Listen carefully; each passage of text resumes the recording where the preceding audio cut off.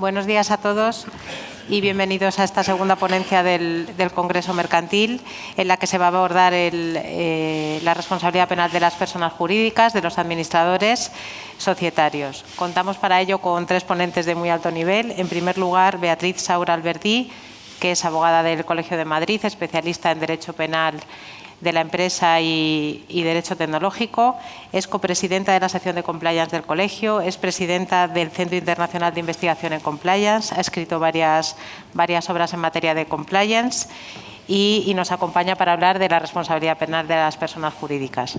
En segundo lugar, tenemos a Eloy Velasco Núñez, que es magistrado, como saben, de la Sala de Apelaciones de la Audiencia Nacional, y desde el 88 que inició su carrera judicial y siendo magistrado, ¿no?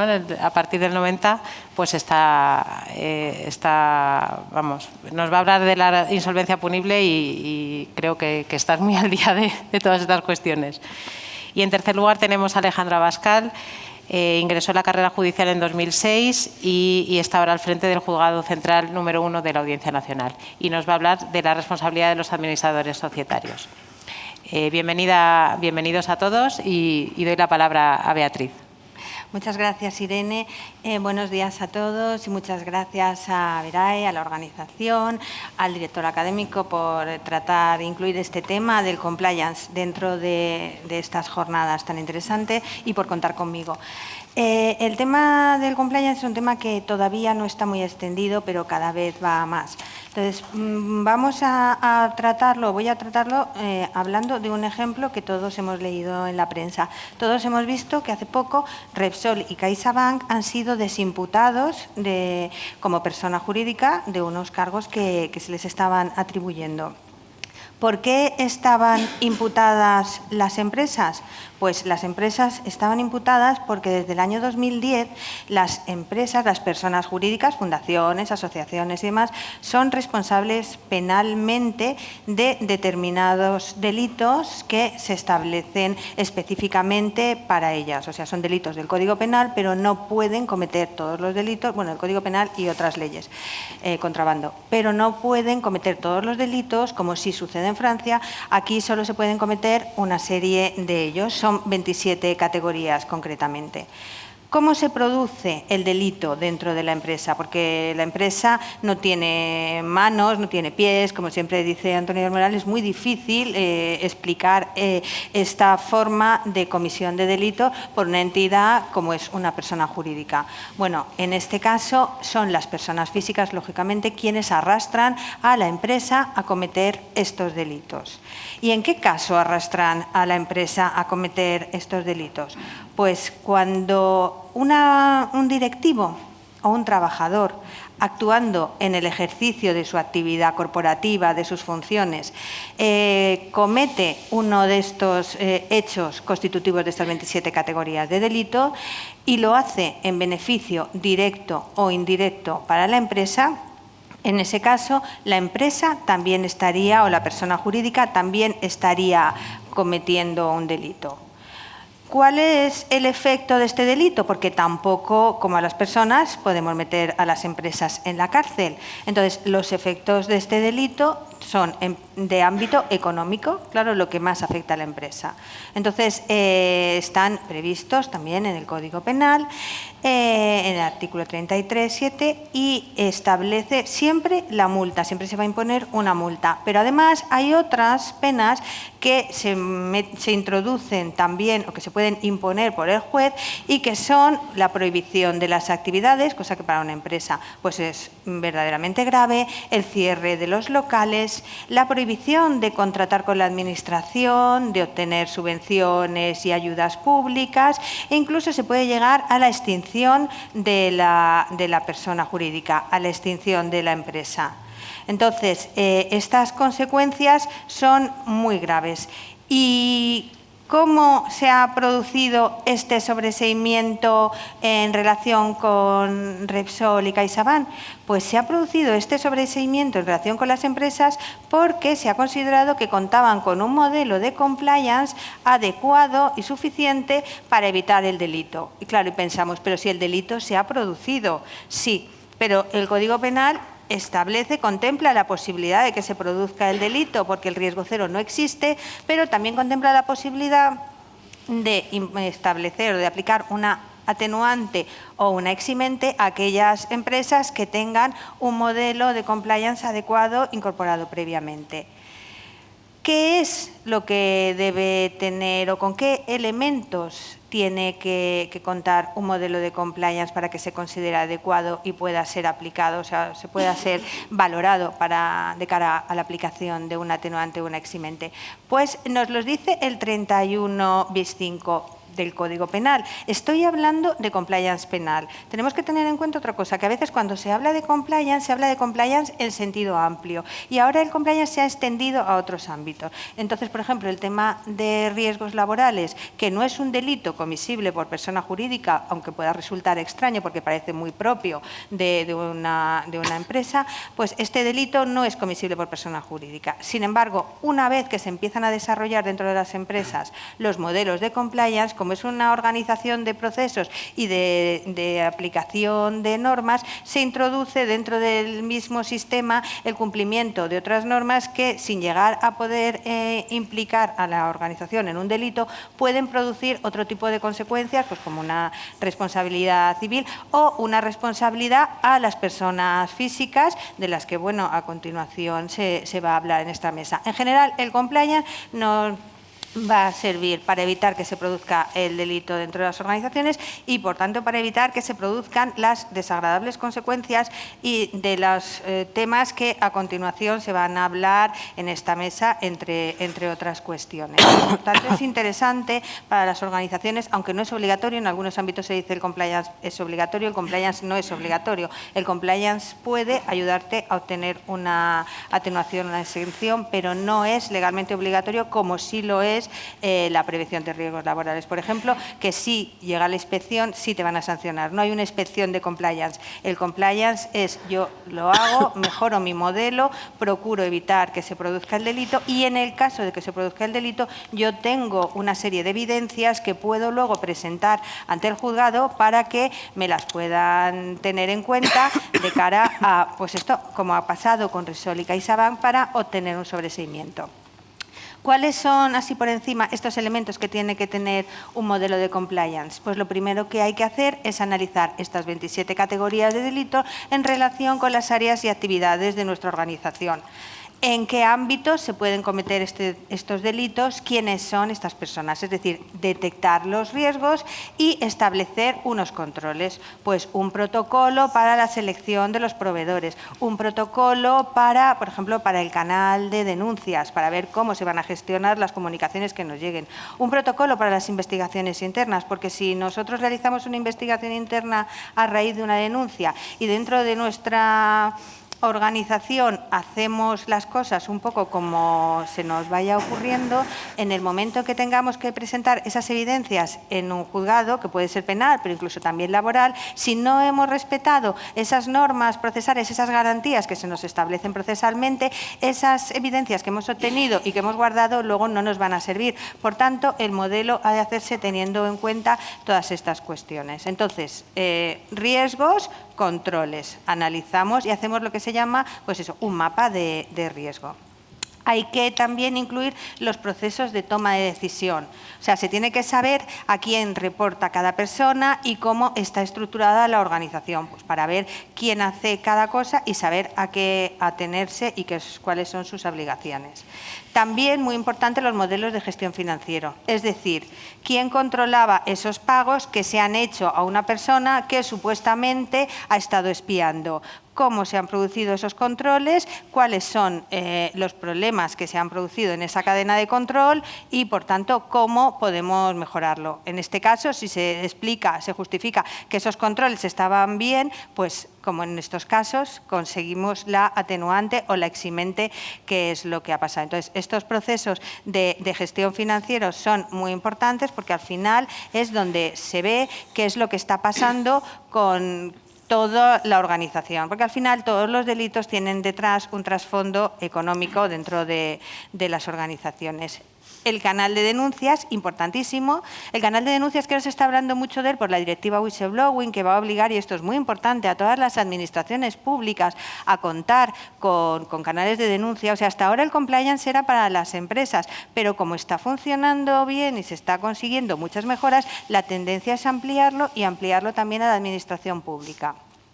Y en esta ampliación pues se ha introducido como obligatorio el canal de denuncias, que como no tenemos traspuesta, no tenemos traspuesta la directiva, nos van a empezar a multar próximamente, pero ya hay un anteproyecto para transponerla.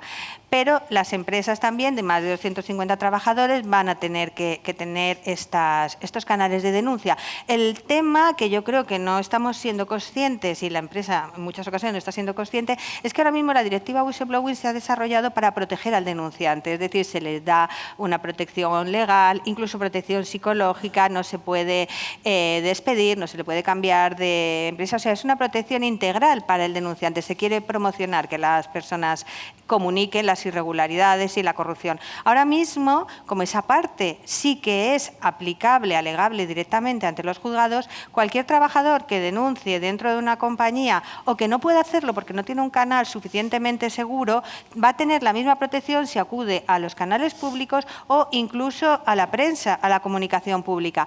Por tanto, aunque muchas veces el tema del canal parece que es un tema que no agrada mucho en las empresas, más vale que sea la propia empresa la que tenga conocimiento de lo que está pasando dentro y lo resuelva rápidamente, que se entere a través de un trabajador descontento que ha ido a, pues eso, fuera, a otro canal público, o que va a la prensa a hacer esta comunicación, o que incluso que va al juzgado y se entera de lo que está pasando a través de una citación judicial, lo cual es una de las peores opciones frente a las que se puede encontrar una organización.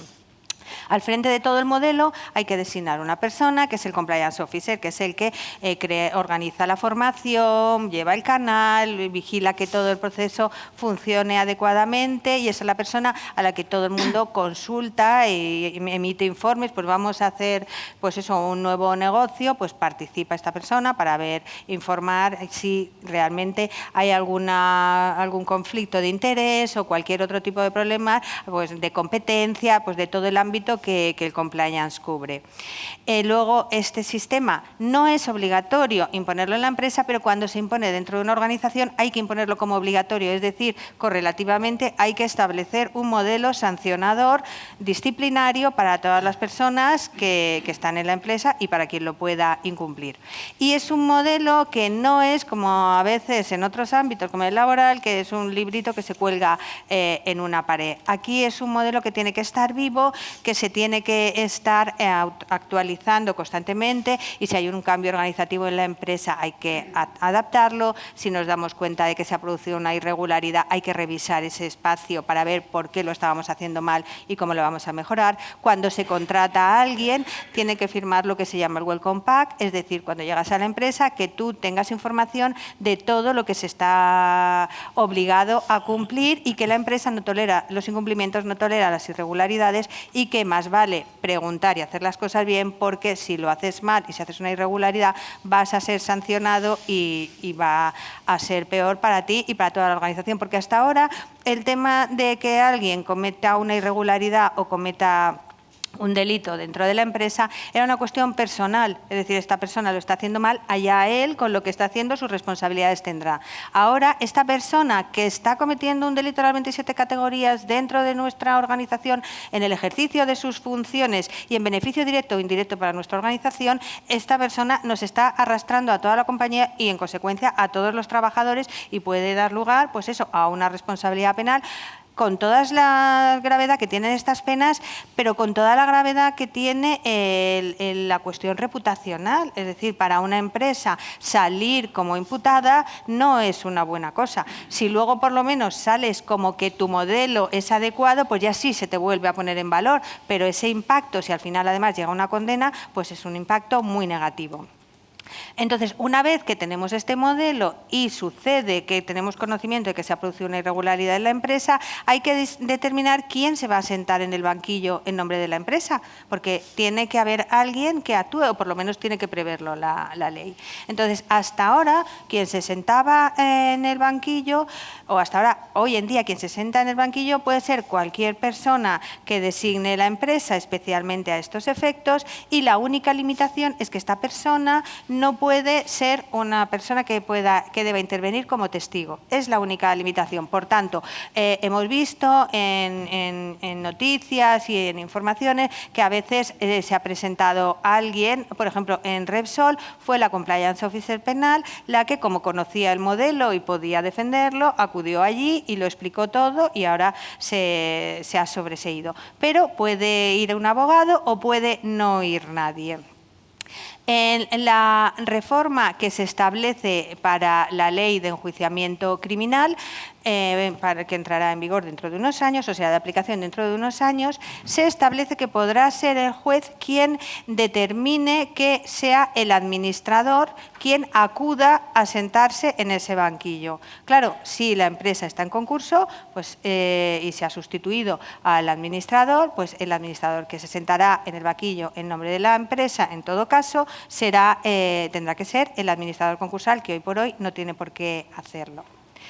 En definitiva, y por no alargarme más para que dé tiempo luego al debate y a que estos señores también puedan intervenir, como conclusión, el compliance es bueno para prevenir que se cometan delitos y otras irregularidades, y nos evita sanciones incluso administrativas, y es interesante para el funcionamiento de las empresas y para evitar todas estas desagradables consecuencias derivadas especialmente de la comisión de ilícitos penales.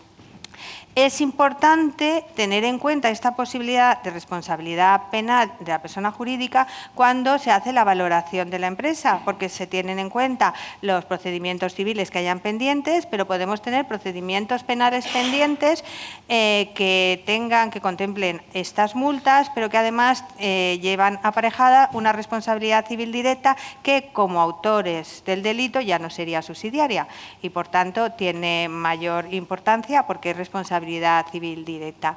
Y finalmente es muy importante que como colectivo concursal, en general con los abogados y todos los que nos dedicamos a este tema, trabajemos para intentar evitar que se aplique y tratar de que se modifique la reforma de la Ley de Enjuiciamiento Criminal que establece la designación del administrador como persona que se sienta en el banquillo, porque esta norma además prevé que si no asiste al juicio puede ser detenido.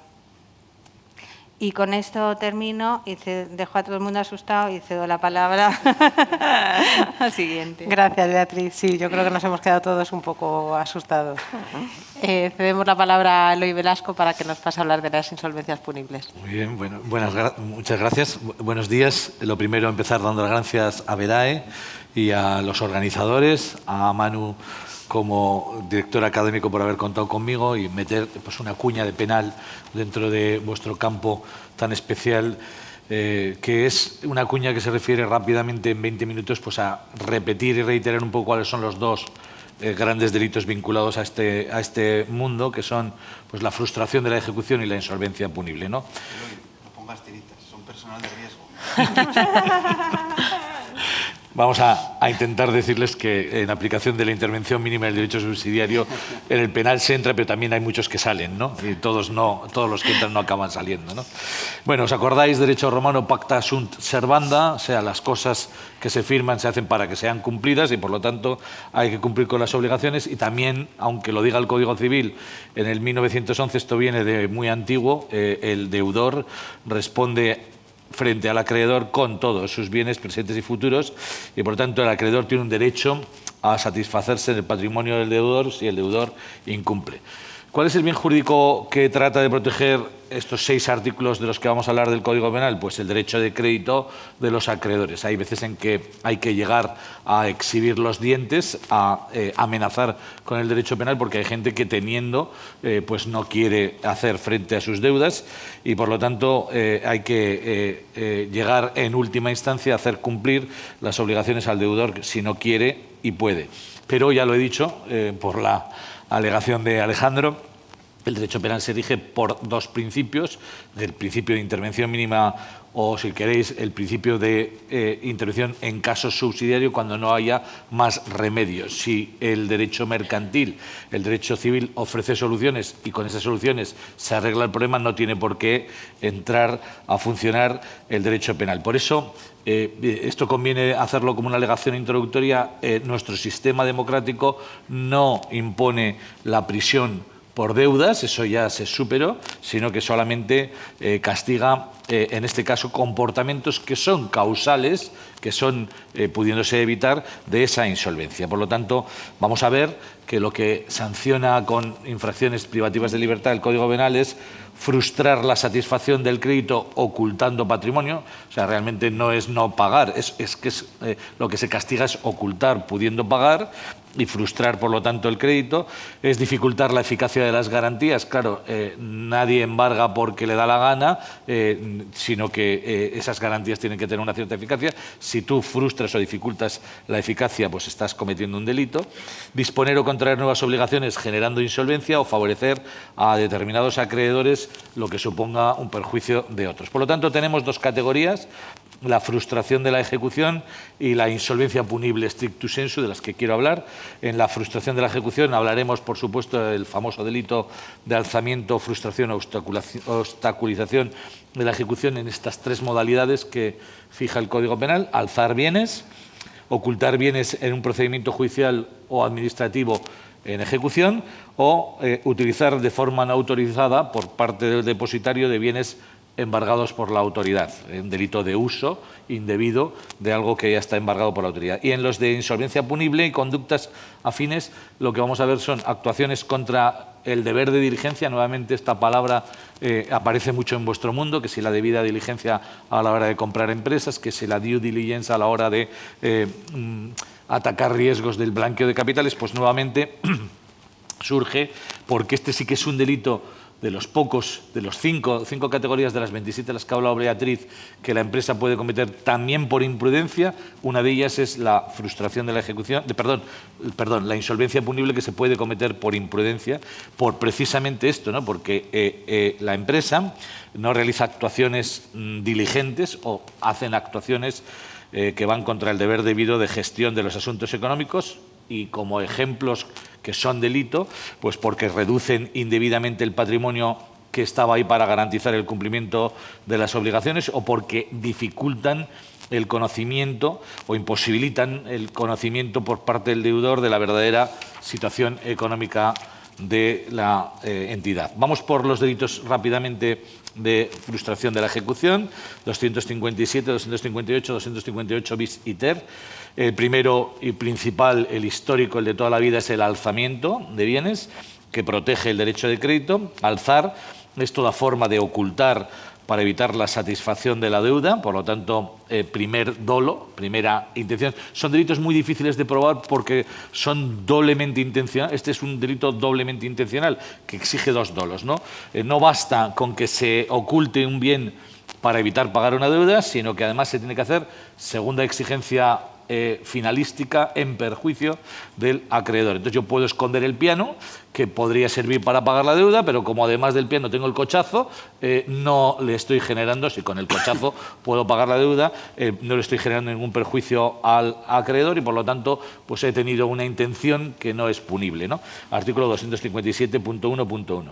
El 257.1.2, repasamos, el delito del aumento del pasivo, es realizar con los 2 mismos fines, hay que entender del artículo anterior, es decir, con intención de evitar satisfacer la deuda y con intención de perjudicar al acreedor, se realizan actos de disposición patrimonial o actos que generan obligaciones que dilatan, dificultan o impiden la eficacia del embargo de un procedimiento ejecutivo de apremio, ya sea judicial, extrajudicial o administrativo, iniciado o de previsible iniciación.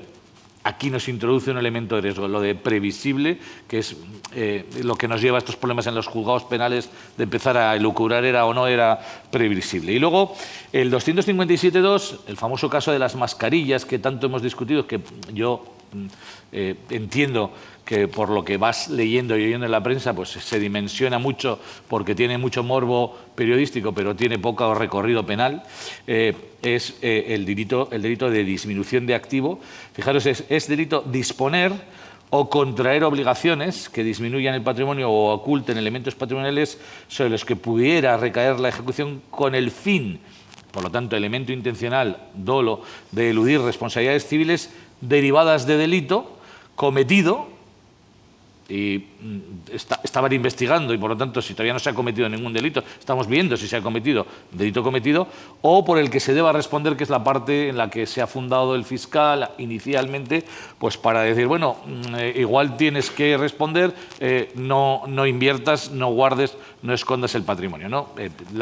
La línea de defensa me ha parecido muy inteligente por parte de los abogados de estas personas que han aportado otros activos y, por lo tanto, lógicamente, un delito que es doblemente intencional, en donde no hay una responsabilidad penal declarada, prácticamente lo han dejado fuera. Por lo tanto, este delito que está previsto pues, para cuando ya alguien ha sido condenado, ha tenido contacto normalmente con la jurisdicción penal y sabe que va a responder de una responsabilidad civil derivada de este delito por el que ha sido condenado, pues se aplica a cualquiera que sea su naturaleza, origen de la deuda, obligación que se trate de eludir, incluso los derechos de los trabajadores, sea el acreedor, quien sea, da igual que sea persona física que persona jurídica, da igual que sea privada que pública. El sistema pone mayor pena si mayoritariamente la deuda es pública o contra la hacienda pública y la seguridad social.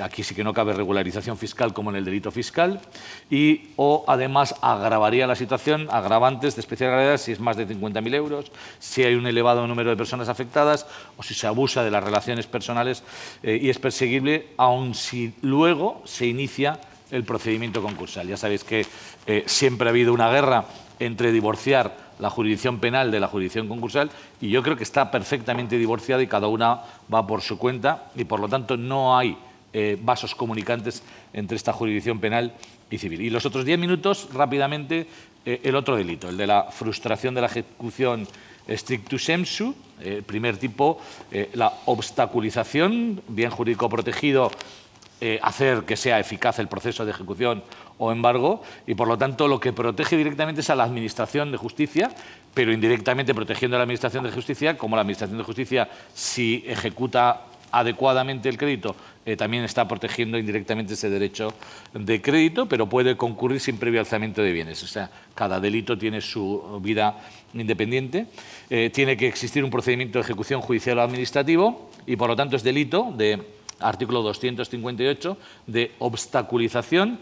Presentar una relación de bienes incompleta o mendaz no basta. Dilatando, dificultando o impidiendo la satisfacción del acreedor, el disfrute de bienes de terceros sin justificación. Quien no facilite esa relación, la negativa, este es un delito de desobediencia a la Administración, por decirlo de alguna forma, como puede ser un delito de desobediencia a la Guardia Civil el no soplar en supuestos de una alcoholemia. O sea, es verdad que el derecho penal está abusando de criminalizar incumplimientos administrativos, pero tú tienes la opción de cometer o no el delito de facilitar o no la relación de bienes con tu libre albedrío y tu propia voluntad, y establece este propio artículo 258 una excusa absolutoria, de manera que limpia de pena a quien no haya presentado la lista si se arrepiente y la presenta correctamente antes de que se descubra bienes alternativos o inexistencia de bienes alternativos para poder ejecutar ese proceso de ejecución. El 258 bis, un delito contra el depositario. Ojo con esas situaciones en las que a uno le hacen la faena de convertirle en depositario, que es un delito de uso.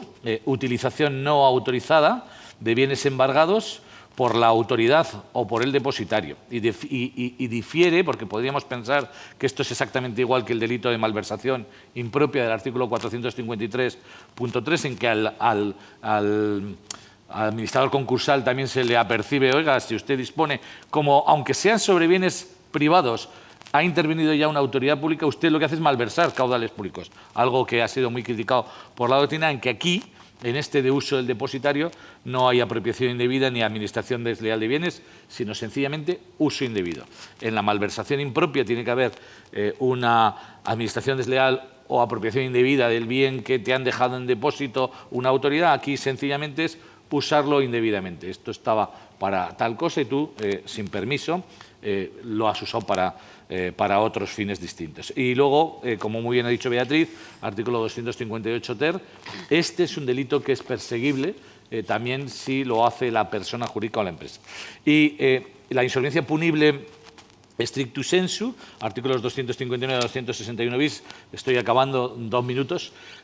Aquí vuelvo a insistir en el tema de la autonomía del derecho penal frente al derecho mercantil, frente al derecho concursal. No es una ley penal en blanco, ha intentado el legislador que no sea, que te tengas que remitir a lo que diga la legislación concursal. Los brutos de los jueces penales que no sabemos nada de concursal, no necesitamos auxiliarnos del derecho concursal para poder aplicar este artículo. Es independiente del procedimiento ejecutivo concursal, como muy bien dicen el párrafo 5 y el párrafo 6 del artículo 259 del Código Penal. Por lo tanto, quien estando en una situación de insolvencia actual o inminente, yo para saber qué es una situación de insolvencia actual o inminente tengo que ir a la ley concursal. Es decir, yo no sé lo que es una insolvencia actual o inminente. Y luego, cuando os leo ahí en mercantil esas palabras tan bonitas que para mí significan cosas muy distintas que para vosotros, como es el sobreseimiento en el pago de las obligaciones. Digo, joder, si sobreseer en penal es otra cosa. Bueno, claro que hay que ir al derecho concursal.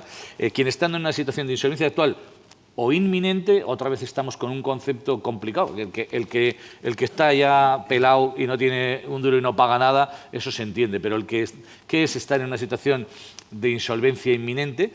Y, estando en cualquiera de las dos, realice actuaciones en contra del deber de diligencia. Esto es el núcleo duro en el que yo os he querido subrayar esta mañana por dónde va un poco la actuación judicial en este delito, en la gestión de asuntos económicos. Pero el propio delito define, para intentar divorciarse del derecho concursal, cuáles son faltas de diligencia que se pueden sancionar con cárcel, no con infracciones mercantiles, sino con cárcel, que son ocultar, dañar, destruir bienes que irían a la masa, transferir patrimonio o asumir deudas irracionales, vender o casi regalar sin justificación, o simular o reconocer créditos ficticios, al especular, no llevar contabilidad o llevarla doblemente, destruir, alterar, ocultar libros o documentos que pongan en peligro, por lo tanto, delito de riesgo, elemento que hay que probarle al juez y valorar en un juicio penal,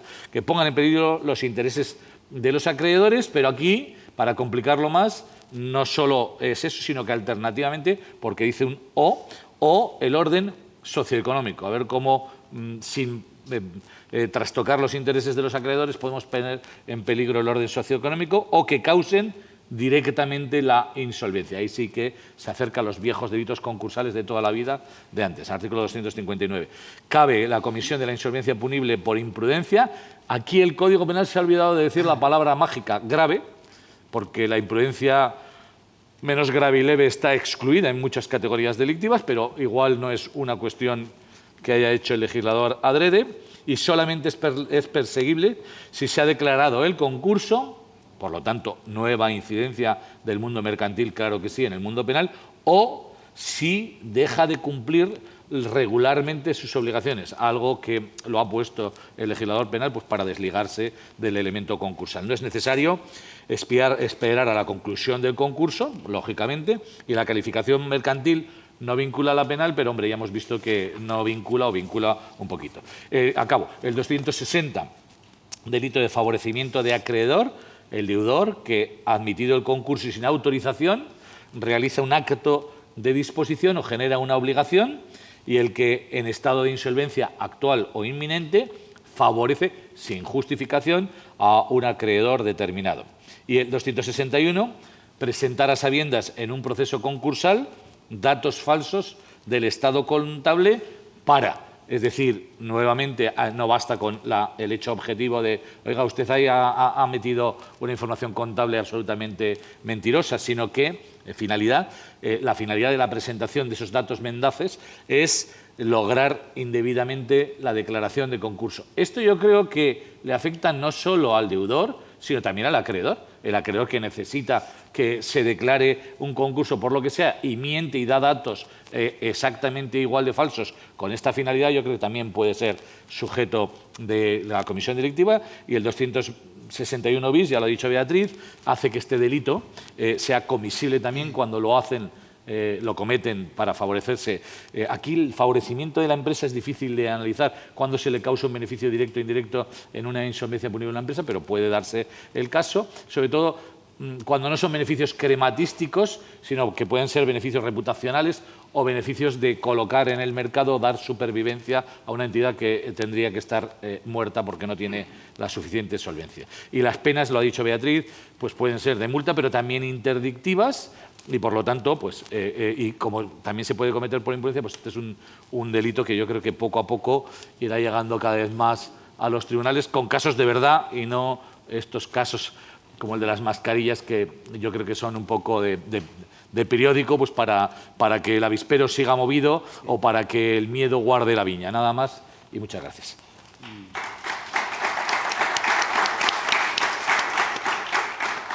Gracias, Eloy. Alejandro nos va a hablar de la responsabilidad de los administradores.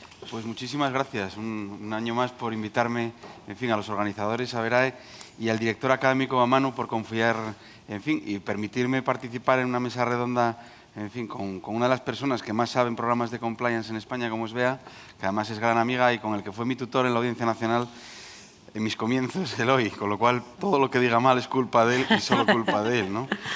Bueno, a la población de riesgo, ¿qué le diría? Que a mí me toca hablar de la responsabilidad penal de los administradores, ¿no?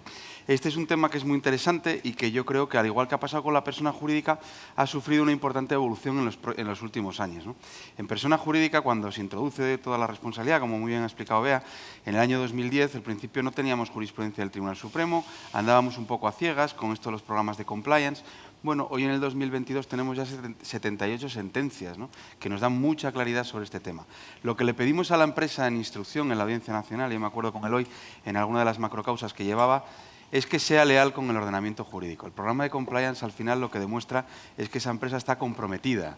Si ha existido o no un hecho delictivo, lo que tiene que demostrar es que, oiga, yo puse todos los medios para evitar la comisión del hecho delictivo. Si lo cometió es responsabilidad de él, no mía, ¿no?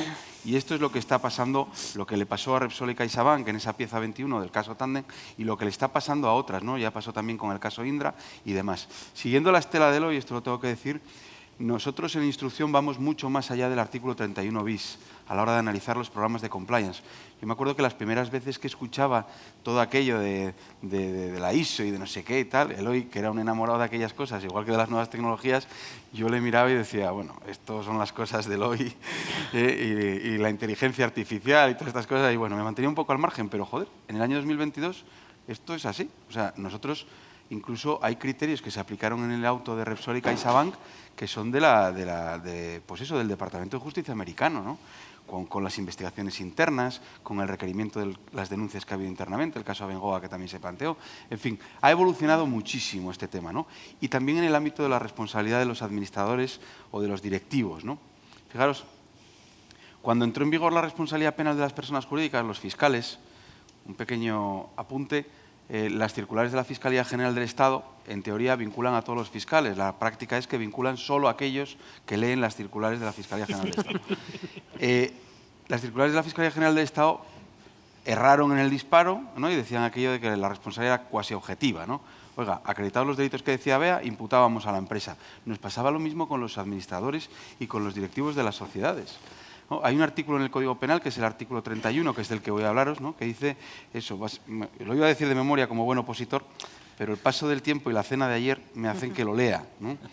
Dice el artículo 31, el que actúe como administrador de hecho o de derecho de una persona jurídica o en nombre o representación legal o voluntaria de otro responderá personalmente aunque no concurran en él las condiciones, cualidades o relaciones que la correspondiente figura del delito requiera para poder ser sujeto activo del mismo, si tales circunstancias se dan en la entidad o persona en cuya nombre o representación obre. Este artículo 31 del Código Penal, que existía antes ya de la responsabilidad penal de las personas jurídicas, era utilizado por los tribunales en el ámbito penal para suplir la responsabilidad penal de las personas jurídicas. Oye, se ha cometido un delito por la persona jurídica, como no existe la responsabilidad penal de la persona jurídica, nos llevamos puesto al administrador de derecho o a ese directivo correspondiente, ¿no? Se estableció una suerte de responsabilidad objetiva, ¿no? Que ya en el año 2010 es totalmente matizado por el Tribunal Supremo y se dice esto no puede haber. Hay que buscar el principio de culpabilidad, ¿no? Y en ese punto, que las sentencias empiezan a evolucionar, nos introducen el nuevo juguete que es la responsabilidad penal de la empresa. ¿Y qué sucede entonces? Que nos encontramos, claro, que las defensas lo que intentan es que le caiga la responsabilidad a la empresa y a los directivos apartarles, ¿no? E intentar un poco dejar sin efecto el artículo 31. Bueno, ¿ha afectado la responsabilidad penal de las personas jurídicas, o esta reforma que nos han introducido, a la responsabilidad penal de los administradores? No. El administrador sigue teniendo la misma responsabilidad que ha tenido siempre. ¿Ha afectado en alguna cosa? Hombre, sí, en la pena de multa y en la responsabilidad civil, que antes lo decía Bea muy bien. Claro, la responsabilidad civil ya no es subsidiaria, es solidaria, responden los dos, ¿no? Y en la multa se mitiga. Claro, no puede ser que tú condenes por un delito fiscal al administrador de la sociedad, a 7 asesores fiscales, ¿no? Y al jugador de fútbol, y cojas y dispongas una multa de tanto al triplo, ¿no? Y se dispare totalmente la pena, ¿no? Entonces, bueno, ahí se prevé la posibilidad de una mitigación en el Código Penal. Pero cierto y verdad es que en el tema de los administradores este tema no ha cambiado, ¿no? ¿El problema cuál es? La problemática que tenemos para indagar quién es el responsable, quién ha cometido realmente el hecho delictivo, ya sea en el seno de la empresa, para atribuir también la responsabilidad de la persona jurídica, para ampliarlo también a la persona jurídica, ya para conocer quién es la concreta persona que ha tomado la decisión, ¿no? Porque aunque el Código Penal nos dice el administrador de derecho, nosotros en el ámbito penal no tenemos, o no nos sujetamos, por así decirlo, ¿no? a un concepto estricto, como podríais hacer en el ámbito mercantil, por ejemplo, en el artículo 123 de la Ley de Sociedades de Capital, ¿no? En cuanto al concepto del administrador de derecho, o ese concepto que le dais a los administradores de hecho, ¿no? Alguno me podría decir, bueno, el artículo 157.3 de la Ley de Sociedades de Capital también extiende la responsabilidad, ¿no?, de los directivos a aquellas personas que ejerzan las funciones. Pues eso es lo que buscamos nosotros, ¿no? En el ámbito penal, lo que tenemos que buscar, el caso Indra, que fue uno de los más conocidos, ¿no?, se produce un primer momento de una imputación cuasi objetiva por el cargo que ostentaba una determinada persona, en este caso, en fin, el presidente de la compañía. Se empieza a indagar, ¿no?, el ámbito de competencia que tiene esta persona, hasta qué punto las decisiones pueden salir de esta persona, en fin, a efectos de delimitar ese artículo 31 del Código Penal, ¿no? Y se llega a la conclusión, igual que con estas empresas, de que ni estaba dentro de su ámbito competencial, ni era la persona que tomaba las decisiones, y que además por el volumen, o en fin, la importancia que tenía la compañía, no podía atribuírsele a esa persona la comisión del hecho delictivo. El problema que se nos plantea tradicionalmente con la responsabilidad de los administradores es sobre todo en los delitos especiales propios, ¿no? ¿Qué son estos? Pues, por ejemplo, ¿no?, el delito fiscal, bueno, el alzamiento de bienes que ha dicho Eloy antes, ¿no?, que comentaba Eloy, que está muy bien, el que se alce con sus bienes en perjuicio de sus acreedores. Tienes que cumplir un doble requisito, tienes que ser deudor y alzarte con tus bienes en perjuicio de tus acreedores. Tú imagínate que eres el administrador de la sociedad, es la sociedad, ¿no?, la que tiene la deuda y la que se alza con sus bienes, y dices, como yo no soy el que me alzo en sentido estricto del 257 del Código Penal, a mí no me pueden imputar ese delito. Para evitar esa impunidad delictiva es para lo que está el artículo 31 del Código Penal. Para ese administrador de hecho o de derecho que comete el delito utilizando a la persona jurídica como persona de atrás, es para lo que está este artículo 31 del Código Penal. Si ese administrador se alza con los bienes de la persona jurídica causando un perjuicio de sus acreedores, además de la imputación de la persona jurídica, va a responder ese administrador. Pero tenemos que concretar, para evitar precisamente esa responsabilidad objetiva, quién fue la concreta persona, ¿no?, ese administrador. Por eso el Código Penal en ese artículo 31 hace una descripción amplia, dice administrador de derecho, administrador de hecho, y luego dice representante legal o voluntario. Insisto en que no, en la jurisprudencia de la Sala Segunda del Tribunal Supremo, no nos limitamos únicamente al carácter taxativo que utilizáis, por ejemplo, en las leyes de sociedad de capital, sino que vamos más allá. ¿Quién ha sido realmente el que ha cometido el hecho delictivo, ¿no? Alguno me podría decir, oiga, eso puede plantear problemas de autoría. Bueno, para eso tenemos la doctrina del extraneus, por el artículo 65.3, y por eso ha resultado condenados, por ejemplo, asesores fiscales en delitos fiscales. Dice, oiga, yo no lo cometí. Ya, pero usted contribuyó con su actuación a la comisión del hecho delictivo, ¿no? Bueno, un poco estas son las líneas, porque creo que el debate va a ser más interesante, y alguna cosa más que me gustaría tratar de los temas que estaban dentro, ¿no? Al final, los requisitos que solemos, lo que solemos buscar en una investigación en la que se va a atribuir a un administrador de hecho de derecho o a un directivo de una compañía un delito que se ha cometido en el seno de una persona jurídica es, primero, la intervención causal. Esto es fundamental. ¿Quién ha intervenido causalmente y de manera culpable en la actividad, ¿no? ¿Quién tenía esa capacidad? ¿Quién tenía esa posición de dominio en la realización de la acción, ¿no? Las funciones concretas, ¿no? La delimitación de las funciones concretas. En las doctrinas alemanas y el tribunal alemán sí que admiten, esto con Eloy lo hemos hablado muchas veces, lo fácil que sería aplicar, por ejemplo, con los enriquecimientos no justificados que tienen los alemanes para nuestras investigaciones. La doctrina alemana prevé, por ejemplo, la posible condena del hombre de atrás, ¿no? Oiga, aquí huele como que uno de los directivos pudo haber dado la orden. En España esto no cabe. ¿Por qué? Porque tenemos el principio de culpabilidad. Entonces, la delimitación de quién ha intervenido causalmente, quién tenía esa posición de dominio, las funciones concretas que desempeñaba y el ámbito de competencia son para mí los 4 elementos que van a permitir, ¿no?, la imputación a través del artículo 31 del Código Penal de esos administradores o directivos, ¿no?, aunque no estén, en fin, dentro de ese concepto tan amplio que utiliza el Código Penal, ¿no? Yo me gustaría, porque antes de entrar al café hablaba con Eloy y con Beatriz, el tema del principio de culpabilidad, ¿no? Eloy me decía una cosa que sí que me gustaría generar un poco de debate, porque me parece que es un tema muy interesante, ¿no? El principio de culpabilidad en las empresas, Bea lo ha expuesto perfectamente y lo tenemos clarísimo, ¿no? No me basta con que sea uno de los delitos previstos en el Código Penal, no me basta con que haya sido un directivo, ni que haya un beneficio, tiene que haber algo más, ¿no? ¿Tenía usted un programa de compliance, sí o no? Bea decía, bueno, no es delito no tener un programa de compliance. No es delito, pero si te pillan a un directivo cometiendo un cohecho en un tercer país y no tienes un programa de compliance, la empresa se va para adelante, en fin, como sí o sí, ¿no? La única forma que tiene de protegerse la empresa es con un programa de compliance, ¿no? Y más con las últimas jurisprudencias que tenemos del Supremo, con el acceso al correo electrónico y demás. Me decía Eloy, me decía, joder, desde Europa vienen ahora sentencias, ¿no?, que en el tema de las transmisiones de las empresas, las modificaciones estructurales, nosotros tenemos una resolución de la Audiencia Nacional del 30 de abril, me parece que fue, del 2019 en el Banco Santander, en el que en los supuestos de transformación, fusión o escisión de una persona jurídica, la entidad resultante, ¿vale?, puede eximirse de responsabilidad penal si prueba que tenía una diligencia debida, que había hecho las due diligence y que había evitado, ¿no?, pues eso, que le traspasaran ese conocimiento del hecho delictivo. Y me decía Eloy, bueno, ojo, porque en Europa, el Tribunal Supremo francés, ¿no?, un poco es lo que comentábamos, ¿no? Bueno, yo espero, querido Eloy, que en todo este tema tengamos un poco de sensatez, porque si no matamos la seguridad jurídica y al final nos cargamos el tráfico económico. Hay unas sentencias, que es lo que te iba a comentar ahora, de la Sala Segunda de este año 2021, algunas de Vicente Magro en temas de estafa y responsabilidad civil subsidiaria de las empresas, que dicen que en la responsabilidad civil es la teoría objetiva, la responsabilidad objetiva y teoría del riesgo. Oiga, usted responde y punto. Y no hay más fiesta en esta historia, ¿no? Pero claro, que hagamos esto, que esto lo traslademos a la responsabilidad penal con las graves consecuencias que analizaba Bea, a mí me parece, en fin, que es demoledor.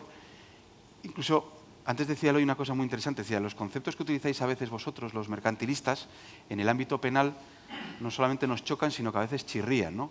Has puesto un ejemplo que me encanta, la disolución de las sociedades. ¿Cuándo se extingue la responsabilidad criminal de la empresa, ¿no? Esto con Eloy lo hemos hablado muchas veces por el tema de los concursos de acreedores, cuando llegan las empresas al ámbito penal, ¿no? El otro día leía una resolución de la sección cuarta de Martel, en el caso Omega, sí, que dice la sección cuarta que la responsabilidad penal de las personas jurídicas se extingue con la disolución. No con el acuerdo extintivo del 395 de la Ley de Sociedades de Capital, sino con la disolución. Claro, nos apartamos de los mercantilistas un montón. Yo no la comparto. No sé si te estoy dando pie para que discutamos un poco, Eloy, no va a ser poco abrazarnos, ¿eh? No sé qué te parece el tema de la culpabilidad y lo de las due diligence, a mí me preocupa, la verdad. Sí, no, lo que ha habido es una sentencia del Tribunal de Justicia de la Unión Europea de 2015 que empezó a cuestionar nuestro gran principio de la antropomorfización de la persona jurídica. O sea, el invento es las personas jurídicas Las entidades tienen una personalidad jurídica distinta de sus propios componentes, tienen un patrimonio distinto de sus propios componentes, por lo tanto, para el derecho son seres distintos de sus propios componentes y por eso se generan estas dos responsabilidades. Pero están empezando a surgir muchísimos problemas y una evolución jurisprudencial muy complicada, tanto en procesal como en penal, sobre esa figura. Porque, como decía, yo creo que fue Antonio del Moral, le leí en un artículo sobre el delito fiscal que cometían las empresas, la Europa del Norte, que se frena en Alemania, no considera tanto la empresa desde el punto de vista de la personalidad jurídica, sino considera que es un patrimonio. Punto. Es un patrimonio para unos fines de carácter económico y no le desligues a una entidad de un fin económico. Sin embargo, los europeos del sur, los mediterráneos, españoles, franceses, italianos, sí que ponemos mucho el foco en la personalidad y, por lo tanto, en la antropomorfización de la persona jurídica. En el caso Abengoa ya ha surgido el primer gran problema, dos grandes problemas muy interesantes procesales por el tema de la antropomorfización de la persona jurídica. El primero fue que cuando el juez instructor le dijo, dame papeles, te requiero a ti que estás siendo investigada por un presunto fraude de inversores, dame papeles y entre ellos dame el plan de compliance, en donde punto 2, lo ha explicado perfectamente bien Beatriz, me tienes que explicar la cadena de mando y voy a ver quién era el responsable de esta acción en este concreto negociado y ya voy a saber quién es la persona física a la que me voy a llevar por delante. La empresa le dijo, oiga, si soy una persona, tengo derecho a no declarar contra mí mismo y a no aportar yo las pruebas que necesita buscar el fiscal. Me acojo a mi derecho, no le voy a entregar a usted, juez, esos documentos que usted me está pidiendo. Antropomorfización. Le tratábamos igual que una persona física. Eso, con el caso Across Nobel y tal, que tú hablaste tan de cine en tu tesis doctoral cuando te dedicaste a estos temas, ha quedado desfasado. Ha quedado desfasado porque la Europa del Norte dicen, ¿qué narices vais a tener las empresas derechos humanos? Eso solo lo tienen las personas físicas. Las corporaciones, como sois un patrimonio, no tenéis derecho a negaros a darle al juez los papeles que os pida, entre ellos las pruebas, ¿no? Y por lo tanto, pues se quiebra este tema. Y no les falta parte de razón, si me dejas desde una óptica ontológica del problema. Es decir, ¿cuál es el fundamento de que el ser humano tenga derecho a no declarar contra sí mismo? La interdicción de la tortura. Pregunta, ¿a las empresas se las puede torturar? Es decir, falta el fundamento por el que alguien tiene un derecho y, por lo tanto, si tú eres una entidad distinta de esta y no tienes el mismo fundamento ontológico, no te puedo predicar lo mismo. Yo no lo comparto, ¿no? Pero caso Abengoa, fijaros, ya voy a saltarme el tema de la auditora, que es también muy interesante procesar. Caso Santander, ahora está discutiendo. Además está subyúdice este tema, no voy a contar mucho porque algo sé. El Banco Santander ahora dice, como me habéis librado de la responsabilidad penal porque tenéis en la Audiencia Nacional una concepción antropomórfica de la persona jurídica, como dijisteis, yo soy una entidad que cuando 5 años antes otra entidad, que era el Popular, pudo hacer trampas en la información para saber si era solvente o no y simulaba que tenía cierta solvencia que no tenía para fastidiar a sus acreedores y conseguir una ampliación de capitales, yo era una entidad distinta. ¿Puedo yo, padre, responder por los delitos que hace mi hijo? Oiga, somos personas distintas. En derecho penal, a las personas humanas solamente se les hace responsable por el propio delito, no por el delito del vecino. Y mucho menos una aplicación retroactiva y desfavorable de lo que otra empresa en la que yo no podía intervenir y donde no podía hacer compliance y donde no le podía prevenir delitos, hace 5 años hizo. Oiga, pero usted luego, due diligence, ha comprado eso. Y sí que es verdad que los mercantilistas y los civilistas y los laboralistas, que sois derecho privado y no público como el penal, sí que decís, oiga, yo compro el crédito, compro las deudas, compro y pongo a los mismos y no a otros trabajadores. Tengo que poner, aunque me gustaría echar a estos y poner a otros, no, usted no puede. Derecho privado. Pero en derecho público compro una responsabilidad penal yo que no la he cometido, heredo yo unos antecedentes penales yo que no la he cometido. Entonces, la Audiencia Nacional optó por seguir la línea de la antropomorfización. Pero en Europa llega el caso Carrefour, un problema interno de grupo de empresas. Una empresa de Carrefour compra una filial de Carrefour que tenía pendiente una multa administrativa por infracción de la competencia y el Tribunal Europeo ya no aplica la doctrina anterior, sino aplica la del TJUE y le dice, tienes que pagar la multa de la que has comprado. multa administrativa se parece mucho a la multa penal, ¿no? Y después el Tribunal Supremo, Sala Segunda, también de Francia, de casación francés, en un tema ya estrictamente penal, dijo: nosotros teníamos una concepción antropomórfica de la responsabilidad penal de la persona jurídica, la vamos a cambiar, y considerando que una entidad no es una persona, es un patrimonio, que pague por la multa y por la responsabilidad penal de lo que hizo otra, que yo luego he absorbido y con la que luego me he fusionado. Es un tema que está evolucionando y está ahí, y nos va a plantear una cantidad enorme de problemas. Yo quiero decir una cosa. A ver, es que quiero explicar el tema de la disfunción penal con el tema de empresa, de derecho de empresa. El artículo 33.7 del Código Penal, lo voy a leer, dice: cuando habla de las penas, dice: B, disolución de la persona jurídica. Podrían haber dicho punto y hasta aquí, pero es que este artículo a continuación dice, y esto es lo que os va a chirriar a todos vosotros: la disolución producirá la pérdida definitiva de su personalidad jurídica, así como de su capacidad de actuar de cualquier modo en el tráfico jurídico o llevar a cabo cualquier clase de actividad, aunque sea lícita. Entonces, claro, aquí se han saltado 3 pasos y directamente podían no haber puesto esa coletilla, pero cuando has puesto esa coletilla, yo interpreto que en el ámbito penal la propia disolución supone la extinción de la personalidad jurídica tal cual. Es que este es un debate que tenemos aquí. Entonces, claro, yo esto lo he alegado, me lo han aceptado y gracias a esto se ha sobreseído la responsabilidad penal en relación con una persona jurídica imputada, y este auto se ha alegado en otros autos. Entonces, hay una jurisprudencia en este sentido, pero que está pendiente de que se resuelva en el Tribunal Supremo, porque hay fiscales y hay otros jueces que entienden, magistrados que entienden que esto no es así, pero para mí el tema es muy claro porque lo dice el Código Penal así. Entonces, el problema, igual que con la reforma de la ley de enjuiciamiento criminal que se va a hacer, y como muy bien has dicho tú, es que el legislador no está contemplando bien en la reforma el tema mercantil, el tema de empresa, y entonces están hablando de cuestiones generales y las están metiendo con calzador, pero no de forma sistemática. Entonces hay conflicto entre penal y civil. Y en cuanto al otro tema, es el 132 del Código Penal, lo que habéis comentado del Banco Popular y del Banco Santander. El problema es lo que el 130 te dice lo que están aplicando en Francia.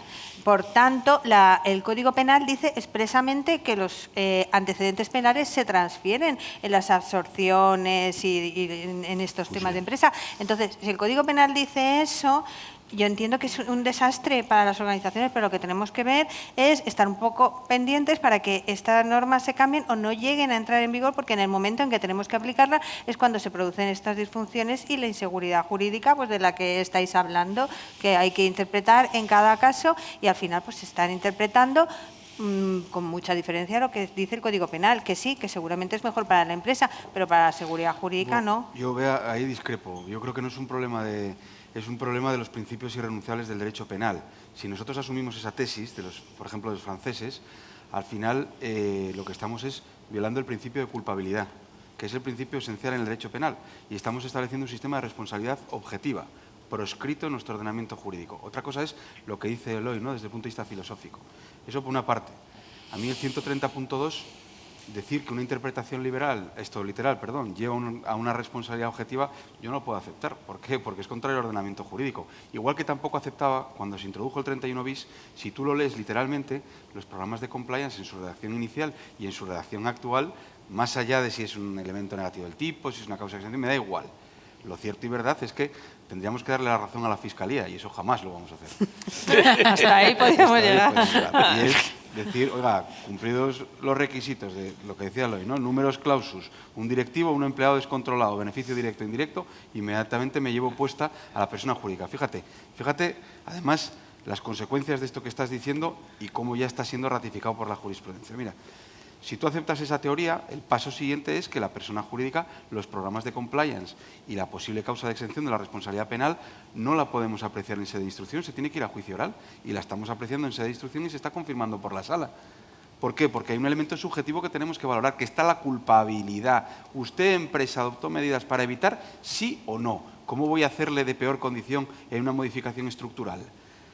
Cuando el mismo error de redacción lo cometió en el artículo 31 bis y el Supremo ya lo ha interpretado. Y dos, me parece muy bien lo que diga Europa. pero el Tribunal Constitucional, el 15 de febrero del 2021, hay una sentencia, que ahora me estaba acordando de ella, que dice en relación con el derecho a la no autoincriminación, que el TJUE nos lo niega, dice ya que, ojito con el requerimiento coactivo a las empresas, da igual el ámbito, ya sea laboral, ya sea contencioso administrativo, ya sea sancionador, ya sea el que sea, ¿no? Si pueden violar el derecho a la no autoincriminación, que sería una prueba nula. Por ahí, claro, tenemos el problema ahora de, ¿vale? ¿Y qué documentos le puedo requerir coactivamente y cuáles no, ¿no? Y ahí es verdad la pregunta que dice Bea. Pero vamos, a mí el legislador acaba de dictar una nueva norma que es la de la Fiscalía Europea. Y es un bruño de norma. O sea, yo no he visto peor redacción en mi vida. Y esto de la responsabilidad penal de las personas jurídicas, pues eso, ¿no? Ha dado tantas conferencias porque está fatal. Está muy mal, Está está metido a fatal. capón O sea, y cosa, sin tener si en no hacemos cuenta una el resto. Y luego, perdona, o sea, negarnos a los jueces una capacidad interpretativa, querida Beatriz, eso ya se lo dejo a Eloy que te lo conteste. No, os dejo que interpretéis un poco. A vosotros que sois amigos, a los demás ni eso. Yo digo, has engañado a jueces de Zamora, no sé dónde era por ahí, digo, pero bueno, oye, bien. No. Muchas gracias. ¿Alguna pregunta? Población de riesgo no pregunta. Nos Están hemos asustados asustado entre que los demasiado. pueden detener y tal. Ay. Pues nada, daríamos por finalizada la mesa. Muchas gracias a los tres. Gracias a ti, Irene.